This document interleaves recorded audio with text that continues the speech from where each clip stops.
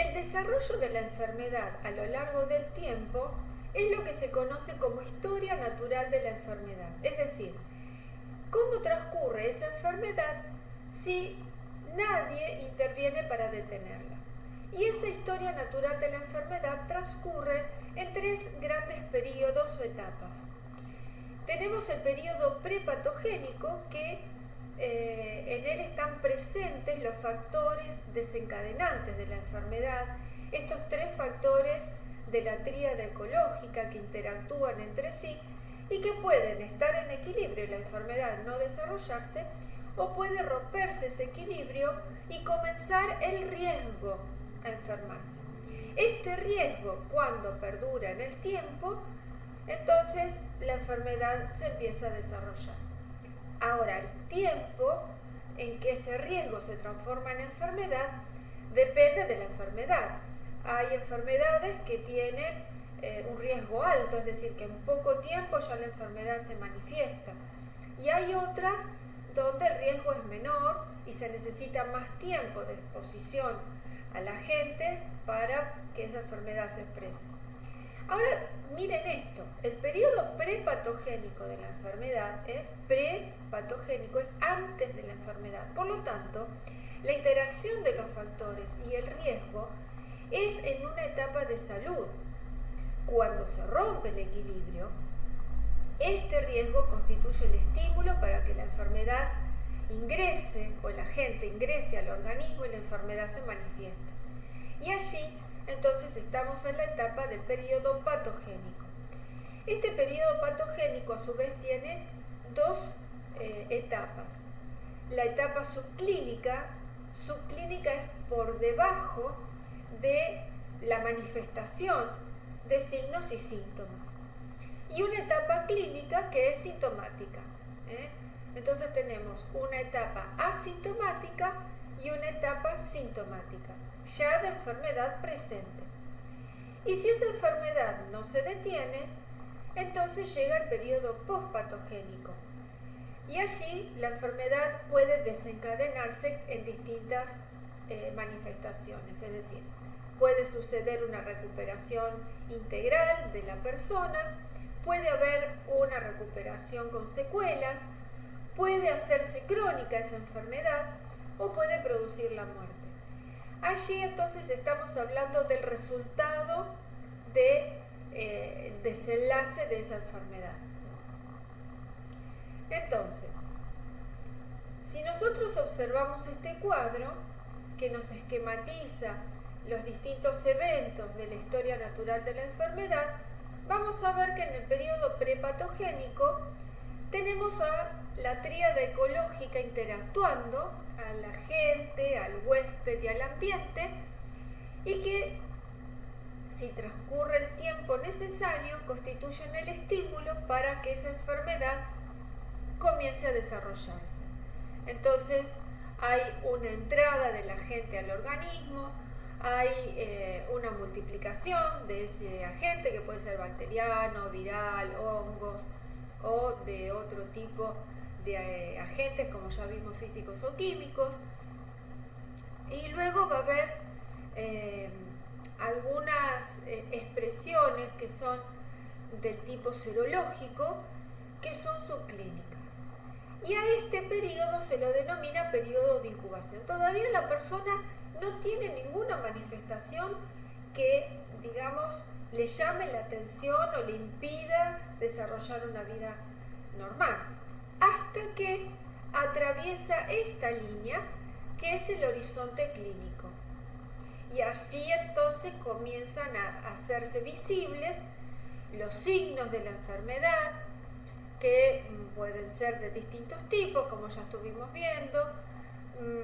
Si hablamos, por ejemplo, de la enfermedad actual del COVID, estamos hablando de la fiebre, el dolor de garganta, la tos, la pérdida del olfato, del gusto, dolor muscular en las articulaciones, entre otras de las muchas manifestaciones que puede tener. Y esa enfermedad continúa en el tiempo su evolución. Entonces van a comenzar a aparecer las complicaciones, la complejidad, a veces puede requerir tratamientos más invasivos porque se complican determinados órganos, sistemas, hasta desencadenar en el periodo, digamos, final. Puede ser la muerte, puede ser la recuperación, pueden ser las secuelas. Ahora, ¿para qué nos sirve conocer todas estas etapas? Para prevenir. Nuestro primer objetivo es la prevención. Entonces, nosotros supongamos que hablamos de las caries.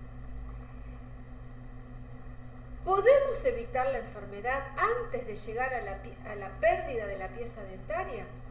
Sí, por supuesto. Tenemos todo este camino para detener la enfermedad en distintos estadios. Y eso es lo importante, poder comprender que a través del tiempo e interviniendo en el momento oportuno, la enfermedad puede detenerse o revertirse, o no aparecer, que sería lo más importante. Vamos a ver entonces, dentro de estas medidas preventivas, ¿qué entendemos por educación sanitaria, niveles de prevención, atención primaria de la salud? Bueno, la educación sanitaria la tenemos que diferenciar de lo que es información sanitaria. Miren, acá tenemos varias afiches, si se quiere, que hacen referencia al cuidado con respecto a alguna enfermedad, acá el lavado de las manos, en esta pandemia actual de la COVID, esta que tiene que ver con la diabetes, bueno, por supuesto la del cuidado de los dientes, la del cáncer de mama, la del control de la natalidad. Hay muchísimas campañas que se expresan a través de información gráfica o de los medios de comunicación como en la radio, en la televisión. Porque lo que busca la educación sanitaria es,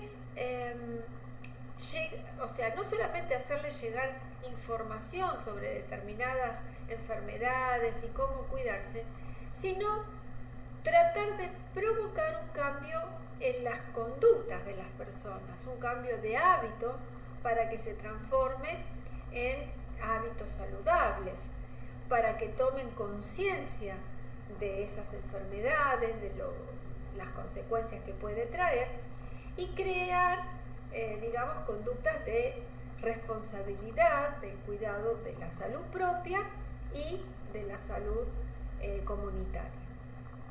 Entonces estos aspectos son sumamente importantes porque educación implica un cambio de hábitos. Y ahora ya vamos a ver que la educación sanitaria tiene como finalidad no solamente informar, sino también motivar y ayudar a la población a adoptar y a mantener, sobre todo, prácticas y estilos de vida saludables. Entonces, a veces no es suficiente, si lo llevamos al terreno de la odontología, informar en folletos o en afiches de que hay que cepillarse los dientes. También es necesario promover la participación de esas personas que vayan a la consulta, que alguien en una charla les enseñe cómo usar el cepillo, en qué momento, qué comer para no dañar la dentadura. Entonces, esto del qué comer entraría en los cambios ambientales. La dieta forma parte del ambiente necesario para que esta enfermedad de caries se desarrolle. Pero los cambios ambientales también los podemos relacionar con el ambiente donde uno vive, ¿no es cierto? Si, por ejemplo, no hay agua potable o, no hay determinadas condiciones ambientales de higiene, por supuesto que el riesgo de enfermar es mucho mayor. Y también es importante la formación profesional, además de la investigación, para siempre tener, los conocimientos científicos sobre los cuales sustentar nuestra práctica profesional. Entonces, ¿En qué principio se funda esta educación sanitaria? Primeramente, en que las personas controlen justamente los factores que intervienen en el desarrollo de las enfermedades. Y a esto se lo llama determinantes de la salud. Que las personas tengan control sobre los agentes y sobre el ambiente y sobre sus condiciones biológicas y todas las que mencionamos para tratar de evitar las enfermedades. También es importante la participación. Las personas tienen que ser, digamos, los destinatarios de esa acción preventiva y tienen que ser, digamos, partícipes de los programas, tomando decisiones, concurriendo y concretando todas las prácticas. Si nosotros tenemos un programa de vacunación, por ejemplo, para los niños, para prevenir poliomielitis, y las madres no los llevan a vacunar, entonces no hay posibilidad de educación sanitaria. Es necesaria la participación. Y también es necesaria la comunicación, una comunicación eficiente, clara, que sea capaz de llegar a todos los niveles educativos que puedan tener los individuos.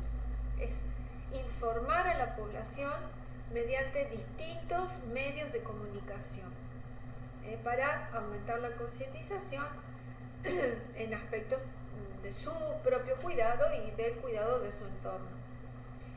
El otro concepto importante que íbamos a mencionar es este organismo que se denomina Organización Mundial de la Salud, la OMS, que tanto escuchamos nombrar en el último año en relación con la COVID-19.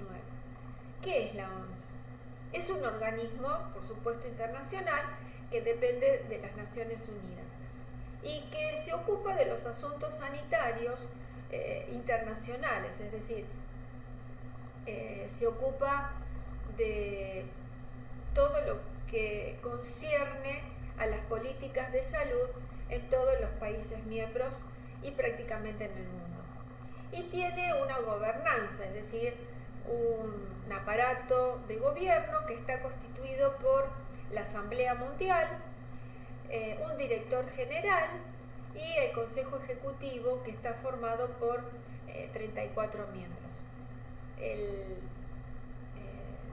director general actual es un etíope, es el doctor Tedros Adhanom Ghebreyesus, y que fue nombrado en el año 2017 y va a tener su periodo durante 5 años. La OMS tiene la sede en Ginebra, en Suiza, y allí se realiza la Asamblea Mundial de la Salud, que es, digamos, el órgano máximo de la OMS, a partir del cual se toman, digamos, todas las decisiones y en él participan todos los países miembros, que hasta el momento son 194 países que participan de esta organización y 2 miembros asociados. Entonces, esta asamblea elige al director y al Consejo Ejecutivo, y a su vez supervisa y monitorea las políticas que se van implementando, además de aprobar el presupuesto y de revisar los programas y, digamos, lo que tiene que ver con la salud a nivel internacional. Acá tenemos una imagen del director actual y una imagen de lo que es la sala de reunión, que, bueno, presencial todo el año pasado no se ha realizado por esta cuestión. La OMS tiene, digamos, distintas oficinas regionales que están distribuidas en el mundo. Fíjense que tiene 6 zonas pintadas que corresponden a cada una de las oficinas. La rosa tiene que ver con todo lo que es América. La azul es la región europea, Acá en América la sede es Washington, en la sur la sede es Copenhague, que está en Dinamarca. Luego tenemos la amarilla, que es de África, que tiene la sede en Brazzaville, que es de República del Congo. Después tenemos la región del Mediterráneo Oriental, que es ese celeste turquesa, que tiene la sede en el Cairo, en Egipto. Después la verde, que correspondería a la región sur y este de Asia, que tiene la sede en Nueva Delhi, que está en India. Y luego tenemos la región naranja, que es la región del Pacífico Oeste, que tiene como sede a Manila, que está en Filipinas. Bueno, estas son entonces todos los centros operativos regionales que tiene la OMS distribuidas en el planeta. Entonces, la Asamblea Mundial comenzó a sesionar en 1948, dando origen a esta organización. Y esto dijimos ya que está conformado por 194 países que eligen sus representantes que van a participar, ¿no es cierto?, de esta asamblea que se reúne en forma anual en el mes de mayo. Y estos profesionales de la salud intercambian sus conocimientos, sus experiencias, con el objeto de que todos los ciudadanos del mundo puedan alcanzar un grado de salud que les permita llevar una vida social y económicamente productiva. Fíjense que este es el punto máximo a alcanzar, ¿no es cierto? Un grado de salud que permita llevar una vida social y económicamente productiva. Entonces, ¿qué objetivos tiene la OMS? Promueve el establecimiento de servicios completos de salud. Y esto es muy importante, porque la OMS considera a la salud no solamente en el tratamiento de la enfermedad, sino desde estas etapas prepatogénicas. Por eso era tan importante comprender que la enfermedad tiene una historia y un desarrollo. ¿Por qué? Porque hay distintos momentos. En cada una de esas tres etapas se puede intervenir para prevenir el avance de esa enfermedad o para tratar las secuelas que puedan quedar.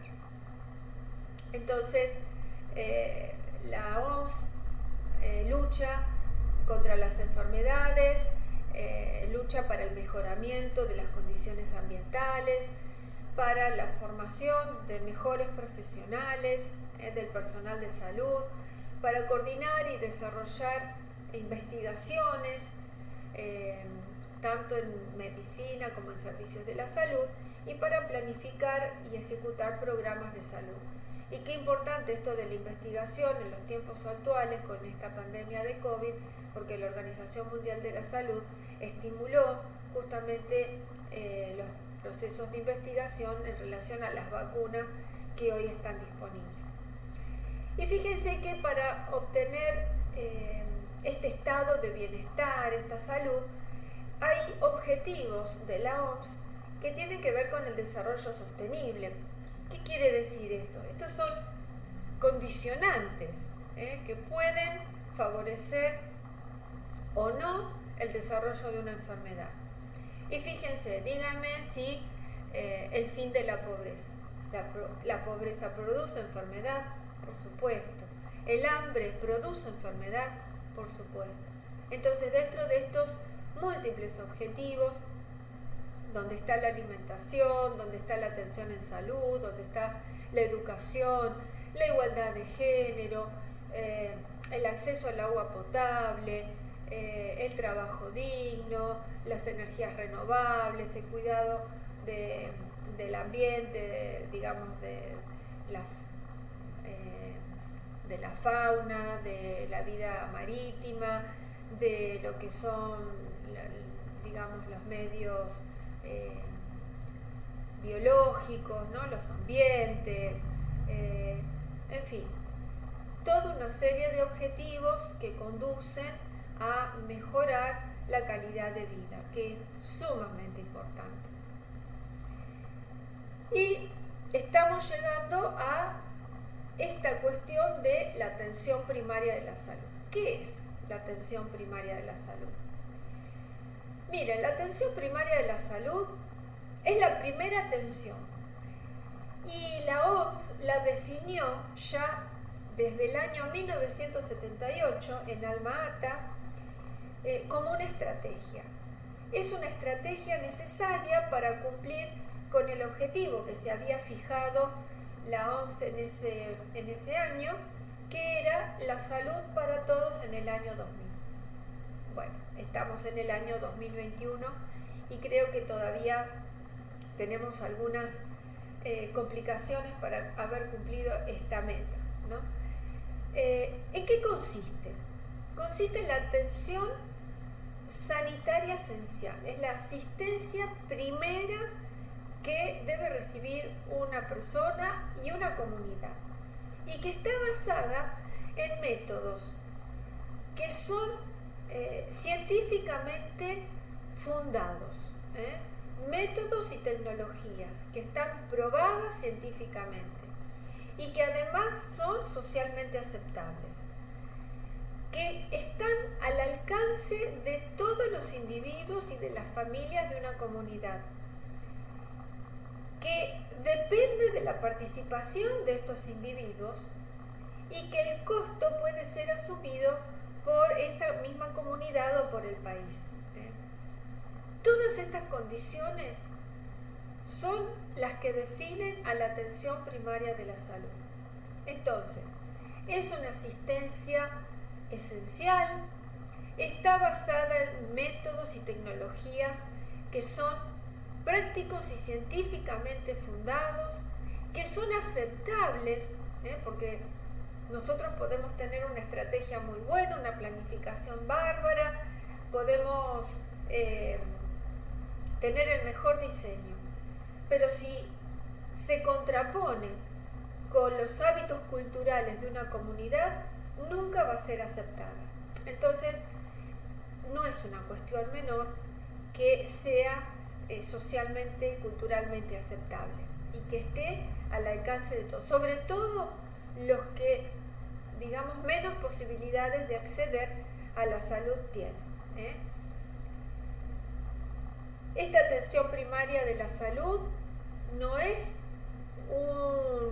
una estrategia aislada, no son acciones fuera de contexto, no, al contrario, forma parte integrante tanto del sistema de salud nacional como de la comunidad y de la red de asistencia que tenga una determinada comunidad, pero además articula con el desarrollo social y económico de esa comunidad. Es decir, no solamente no está descontextualizada de la red de salud, sino también que no se desentiende ni de lo social ni de lo económico. Y además representa el primer contacto de los individuos con el sistema de salud, de manera tal que las acciones sanitarias estén lo más cerca posible del lugar donde estas personas o donde las personas viven y trabajan. Y esto es muy importante porque la atención primaria de la salud implica salir de las paredes donde se ejerce tradicionalmente la profesión, salir del consultorio, salir del hospital, salir de la clínica hacia la comunidad, sin renunciar a todas las condiciones que debe tener la atención en salud en el lugar donde se desarrolla, ¿no? Y acá llegamos a la última parte de esta presentación, que son las acciones en salud en relación a los niveles de prevención. Estos niveles de prevención están relacionados con la historia natural de la enfermedad. Así como la historia natural tenía 3 periodos, los niveles de prevención de Lebel y Clark son aquellas acciones que van a intervenir, que se van a desarrollar en cada una de esas etapas, en el periodo prepatogénico, patogénico y postpatogénico, para tratar de detener la enfermedad o de evitar las secuelas o de recuperar al individuo con secuelas o con alguna consecuencia de esa enfermedad. Por eso es que hablamos de 3 niveles que se relacionan con las 3 etapas de la historia natural de la enfermedad. Entonces tenemos la prevención primaria, la prevención secundaria y la prevención terciaria. Y cada una de estas grandes niveles comprende subniveles. La prevención primaria comprende la promoción para la salud y la protección específica. La promoción para la salud incluye acciones que están destinadas a mejorar la educación de la población, a mejorar la vivienda, es decir, de que las personas puedan acceder a una vivienda digna, al saneamiento ambiental, todo lo que tiene que ver con el control de plagas, desmalezamiento, saneamiento del agua, potabilización, recreación, que también es importante, tener tiempo libre para distenderse, para relajarse, tener trabajo digno, tener condiciones de higiene, ¿no? Tener disponible agua, por ejemplo, para higienizarse. Y fíjense que educación para la salud es una de las acciones que no solamente está en este subnivel, sino que está en cada uno de los subniveles y niveles de prevención. La protección específica comprende todas aquellas medidas y acciones que tienden a reforzar al huésped. Por ejemplo, las vacunas, la aplicación de sueros. En nuestro caso, en la odontología, reforzamos al huésped, por ejemplo, modificando el contorno de las piezas dentarias, por ejemplo, en los molares, sellando las fosas y fisuras, o aplicando flúor, que es una medida preventiva. En la prevención secundaria también tenemos 2 subniveles, el diagnóstico precoz y el tratamiento oportuno por un lado, y la limitación del daño por el otro. ¿Qué comprende el diagnóstico precoz? Bueno, todo lo que tiene que ver con diagnóstico por imágenes o diagnósticos serológicos, ¿no? Los análisis de laboratorio, radiografías, ecografías, tomografías. Es decir, estudios complementarios que pueden ayudar a detectar la enfermedad en un periodo subclínico, asintomático. En nuestro caso actual, que hablamos de la COVID-19, sería, por ejemplo, realizar un hisopado. Entonces, tenemos personas que no tienen manifestaciones y con un hisopado se puede detectar a los asintomáticos. O, bueno, confirmar la enfermedad, ¿no es cierto? Y el tratamiento oportuno es que una vez diagnosticado una enfermedad, poder en ese momento ya intervenir. Por ejemplo, si nosotros tenemos una tumoración y se hace una biopsia, no vamos a esperar que ese tumor se expanda, que crezca. Se puede en ese momento hacer ya la intervención quirúrgica y extirpar a esa condición. Y luego tenemos la limitación del daño. La limitación del daño son acciones que detienen la enfermedad en distintas etapas evolutivas, es decir, que son los tratamientos, ya cuando tenemos signos y síntomas de la enfermedad definida, ¿no?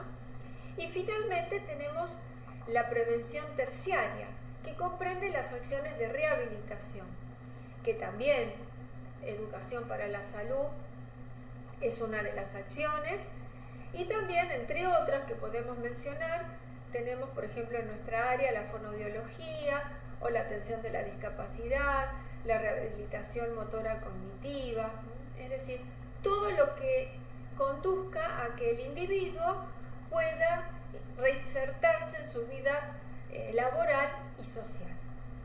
Entonces, pensemos, con esto ya cerramos esta presentación, ¿qué podemos hacer en cada una de las etapas que comprende la evolución de la enfermedad caries, desde estos niveles de prevención para detener la enfermedad? O, en caso de que ya haya evolucionado, ¿qué haríamos para rehabilitar? Bueno, con este interrogante me despido y nos encontramos en la próxima presentación.